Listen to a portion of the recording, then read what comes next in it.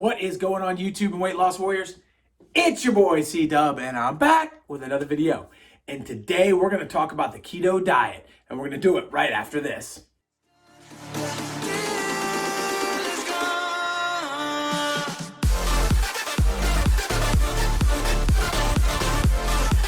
What is happening YouTube and weight loss warriors? It's your boy C-Dub. And if you don't know who I am, I lost 125 pounds eating just one meal a day. Welcome to my channel. I started this channel to hook you up with tips, tricks, knowledge, and some ideas that I've learned on my journey to help you out on yours. To my weight loss warriors, my subscribers, my people that come day in and day out and check out this channel, thank you so much for being a part of my family and helping me grow a community to help people lose weight. And the basic idea here is to talk about keto. And one of the main reasons is because this diet is just everywhere. You can't turn on a TV show without somebody being on keto. You go to work, somebody's on keto. You're at the grocery store, somebody's shopping for keto. There's products everywhere. There's people talking about it. It's all over YouTube. It's the buzzword of the year 2019 and probably going to continue through 2020 and just grow and grow and grow. And so now that this thing is gaining a lot of legs and more people are doing it, I figured we'd break it down. But I want to take a half a second to tell my keto community that I understand your passion for the diet. And anything that I say in this video, I'm not trying to attack you. If you're hating on something that I say or you think that I'm wrong, leave me a comment. Just drop a line saying what your thoughts are. Maybe you'll open my eyes to something that I haven't seen so far. I'm not here to disrespect the keto diet. I'm actually going to give you some pros on the keto diet, some cons, kind of where I feel about it. So let's hop right into it. And I want to start on the pro side of things. Keto is going to help you lose weight. Absolutely, positively going to help you lose weight. And why is that? Because keto is basically based in taking away your carbohydrates, which is one of three nutrients that you need. So you need fats, you need carbs, and you need protein. Well, it's been proven that you don't necessarily need carbs. And when you avoid the carbs and you take them out of the diet, your body takes your fat that you're now eating, which is over 70% on the keto diet, 75%, I think. So it's going to take that 75% that you're doing and it's going to burn that fat for energy. And when it runs out of that fat, the theory is it's going to shift quickly over to your body fat and allow you to hop into body fat burning mode super quick, which is what all of us want. So the thought is you're able to move back and forth much easier when you're doing keto. And that's kind of the basis of where the diet comes from. Now, understand that the diet was not quite invented to burn body fat. It actually was first being used and implemented to help children that are having seizures, and that it has been proven to help epilepsy and take care of those issues, which is also an important big thing. And there's some thought that it may help fight cancers and other things, but the evidence there may not be as strong as some of the keto population likes to push out. But the next part of where this keto diet shines, and this is maybe the most important one of all, the keto diet shines when somebody has type 2 diabetes. And the reason because of that is because type 2 diabetes basically means your body is producing so much insulin that your cells are not letting it in. So your body just continues to increase the amount that it produces so that your cells, which are resisting against that insulin, are forced to be overwhelmed and let it in. And it creates type 2 diabetes. So diabetes with the blood sugar and the overproducing of all of it is a giant problem. And if you're not taking in carbs, your insulin levels will go down, and very soon you'll switch over to ketosis and burning ketones for energy, which absolutely positively saves you. And I will tell all of my viewers right now that if I had type 2 diabetes, there is no doubt I would do the keto diet, at least until I got that under control and was able to move in a different direction. It is super helpful in that situation. And if you are on the brink of type 2 diabetes or you do already been diagnosed, this is a route that you may want to go to. Now, on bigger things like cancer, you can try to switch to the ketogenic diet and it may show signs to help you, but there's no hard evidence right now that says for a fact it does help, where it obviously does help with blood sugar levels and it helps there. So now that we've talked about it, we know that it can help you lose weight, it can help you with seizures, it definitely can help you with your type 2 diabetes, and it can help you move between body fat and regular fat pretty quickly. So why wouldn't you want to do keto, right? That's the big question that I know my keto people are like, what, this dude's preaching. What are we talking about here? Why wouldn't we want to do keto? This guy's a big keto fan. Well, on the other side of things, here's a couple issues with keto. Number one, you don't feel good when you first start doing it. So there is a keto flu you have to get over. And I know you guys are going to jump right in and say, OMAD's the same way. And I agree with you. OMAD's very difficult in the beginning, but I got over it. You'd get over keto flu too. So I understand that. But it is something you have to consider if you want to go into the keto realm, is that you're not going to feel 100% great. You're going to be a little foggy and things are going to be a little off and a little wonky in the beginning of it. But the next con, if you will, is your weight loss results are going to be very massive in the beginning, which makes you feel like, oh my God, I'm doing the right thing. I'm losing so much weight.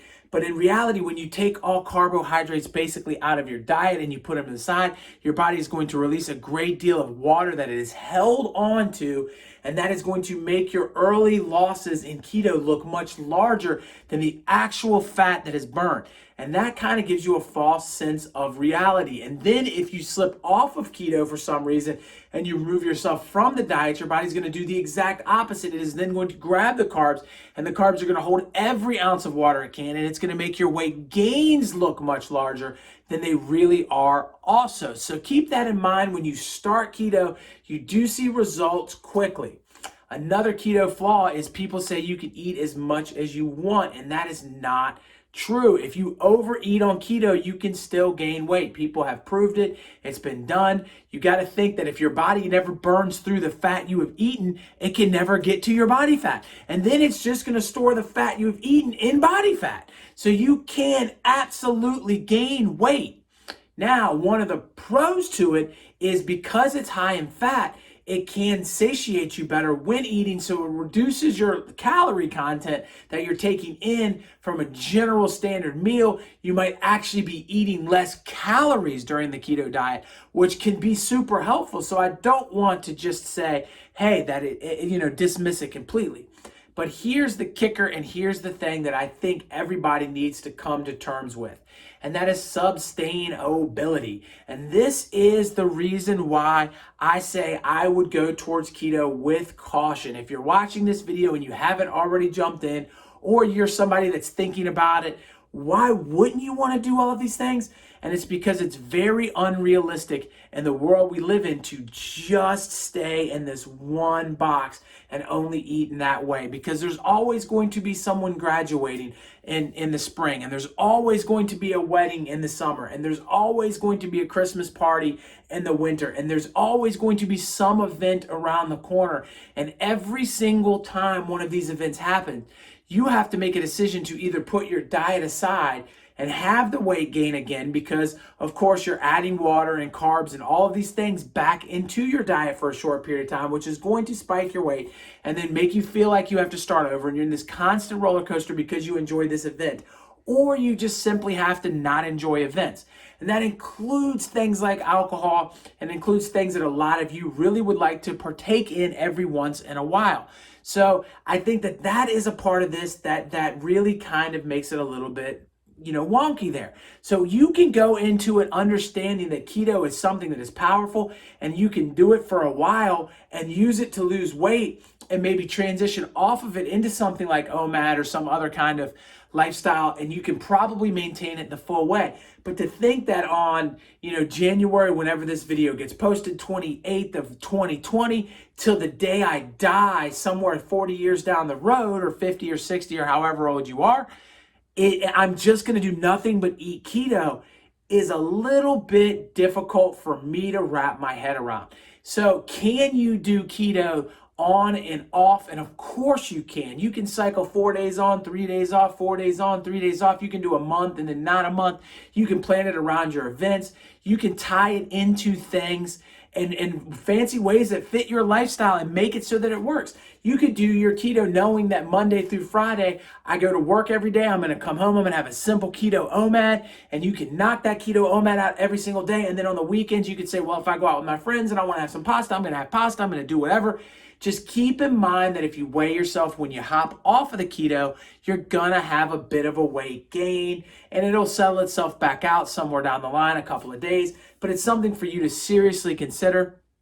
So ultimately, in my conclusion, I think there's nothing wrong with the ketogenic diet. I think that if you're doing it and you love it and you're one of these passionate keto people, I think you just keep doing what you do and you don't worry about it. You roll with the punches and you get going. There are certain people that are attracted to this diet. They work really well with it and they kill it and crush it. And every single one of those guys, I say nothing but continue to grind and do your thing.